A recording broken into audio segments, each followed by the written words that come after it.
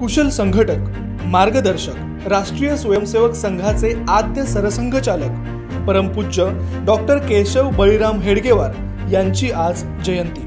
त्यांचा जन्म 1 एप्रिल 1889 रोजी नागपूर येथे झाला। ब्रिटिश राजवटीविरुद्ध आवाज उठवणारे डॉक्टर हेडगेवारजी हे बालपणापासूनच क्रांतिकारी विचारांचे होते। मॅट्रिक उत्तीर्ण झाल्यानंतर इसवी सन 1910 साली डॉक्टर हेडगेवारजी वैद्यकीय शिक्षणासाठी कोलकात्याला गेले। खरं तर आपले उच्च शिक्षण जाणीवपूर्वक कोलकात्यामध्ये पूर्ण करण्याचा त्यांचा अट्टहास हा बंगालमधील क्रांतिकार्यात सहभागी होण्यासाठी होता। लोकमान्य टिळक व स्वातंत्र्यवीर सावरकर यांची देशप्रेमी विचारधारा डॉक्टर हेडगेवारजी यांना नेहमीच प्रेरणा देत होती।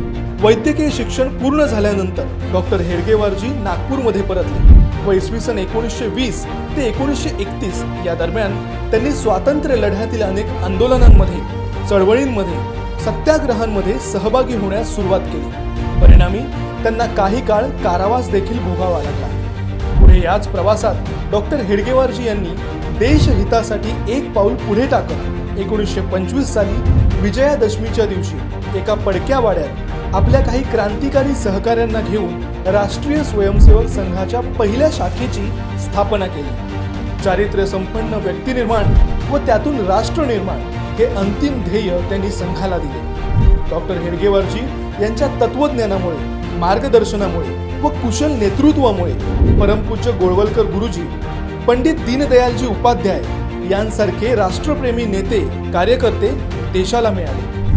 आज डॉक्टर हेडगेवारजी यांनी लावलेल्या राष्ट्रीय स्वयंसेवक संघाच्या या रोपट्याचा वटवृक्ष झाला आहे व लाखो कार्यकर्त्यांच्या माध्यमातून देशहितासाठी अहोरात्र कार्य करत शताब्दीकडे वाटचाल करत आहे। राष्ट्रीय स्वयंसेवक संघाचे आद्य सरसंघचालक परमपूज्य डॉक्टर केशव बळीराम हेडगेवारजी यांना जयंती दिनी कोटी कोटी प्रणाम।